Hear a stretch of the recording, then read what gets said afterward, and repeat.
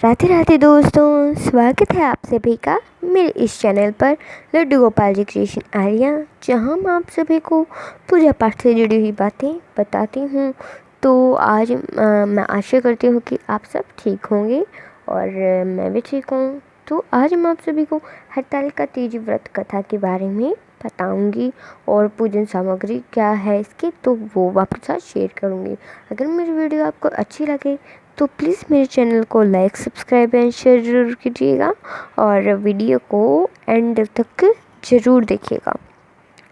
तो मैं आपको पूजन सामग्री बता देती हूँ जो आपको हरतालिका तीज व्रत कथा में चाहिए होगी। आपको चाहिए होगा केला, दूध, सुहाग पिटारी, सूत, गंगाजल, दही, तरकी, चूड़ी, चावल, घी और हार, कंघा, मृतिका, शीशा, चंदन, मेहंदी, कलश, कलश, दीपक और फूल, पान, धूप, मिठाई, सिंदूर, वस्त्र और जो आपके यहाँ लिया जाता हो आप सब जो सामग्री जो लेते हैं आप वो और ले सकते हैं। तो हरतालिका तीज का व्रत भगवान भोलेनाथ व माता पार्वती के मिलन के उपलक्ष्य में क्या किया जाता है, मनाया जाता है।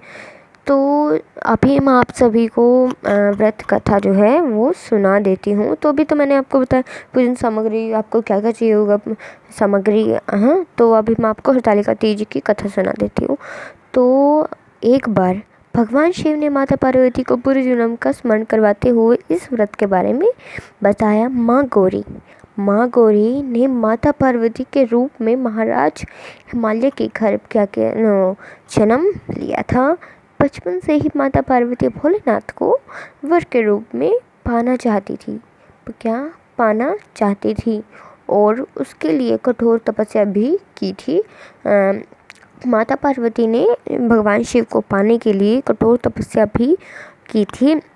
12 सालों तक निराहार निर्जला रहकर कठोर तपस्या की थी किसने, माता पार्वती ने। और एक दिन नारद जी आए महाराज हिमालय के पास, ये प्रस्ताव रखा कि आपकी पुत्री की कठोर तपस्या को देखकर भगवान विष्णु बहुत ज़्यादा अति प्रसन्न हुए हैं, तो आपकी जो पुत्री है उनसे विवाह करना चाहते हैं। नारद मुनि की बात सुनकर महाराज हिमालय बहुत ही प्रसन्न खुश हो गए। और दूसरी ओर भगवान विष्णु के सामने जाकर नारद मुनि बोले कि महाराज हिमालय अपनी पुत्री से आपका विवाह करवाना चाहते हैं। भगवान विष्णु ने भी इसकी अनुमति दे दी।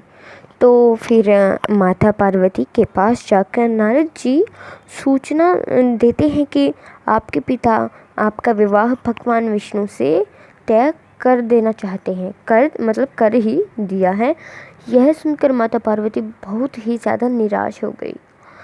तो लेकिन माता पार्वती तो ये चाहते थे कि मैं शिव से जो है विवाह करूं, इतनी कठोर तपस्या भी की, लेकिन मैं विष्णु जी से विवाह क्यों करूं, कैसे कर सकती हूँ मैं विष्णु जी से विवाह। तो फिर अपनी उनकी एक सखी थी माता पार्वती की, वो उनके पास जाकर कहती हैं कि उसे एक गुप्त स्थान पर चलने के लिए चलना है, आप तुम मेरे साथ चलो।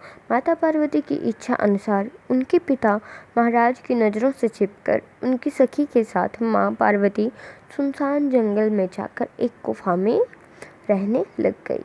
ठीक है, अपनी सखी के साथ वहाँ पर माँ पार्वती ने मिट्टी का शिवलिंग बनाकर उसकी पूजा आराधना की थी।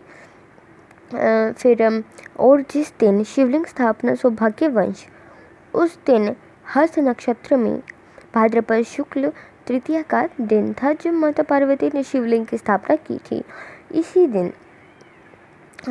दिन निर्जला उपवास रखते हुए रात्रि में जागरण भी किया था। उनके कठोर तप में भगवान शिव खुश हुए और माँ पार्वती को उसकी इच्छा पूर्ण होने का वरदान दिया। अगले दिन माता पार्वती ने अपनी सखी के साथ व्रत का पारण किया और सारी सामग्री को नदी में प्रवाहित कर दिया। और फिर माता पार्वती को घर पर ना पाकर महाराज बहुत ज़्यादा ही दुखी हो गए। हिमालय जी बिल्कुल दुखी हो गए। अगर विष्णु जी बारात लेकर आ गए और जो माता पार्वती थी वो ना मिले और उन्होंने सब जगह, जो हिमालय जो महाराज थे उन्होंने उनको सब जगह ढूंढा और फिर शिव जी बोलते हैं कि तुम कहीं नहीं मिली, जो पार्वती थी जो कहीं नहीं मिली, तो एक सुनसान जंगल में गुफा के अंदर आराधना में लीन थी और मेरी इस आराधना से खुश होकर प्रभु ने मुझे पति के रूप में स्वीकार कर लिया है और मैं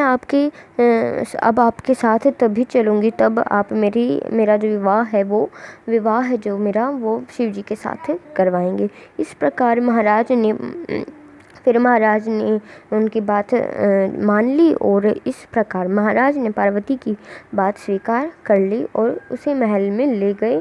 खुशी खुशी महाराज ने दोनों का विवाह करवा दिया और भगवान शिव ने कहा कि जो भी इस व्रत को सच्चे मन से करेगा उसको अच्छा पति प्राप्त होगा। राधे राधे फ्रेंड्स, अगर मेरी अच्छी वीडियो लगी हो तो प्लीज़ मेरे चैनल को लाइक, सब्सक्राइब, शेयर जरूर कीजिएगा।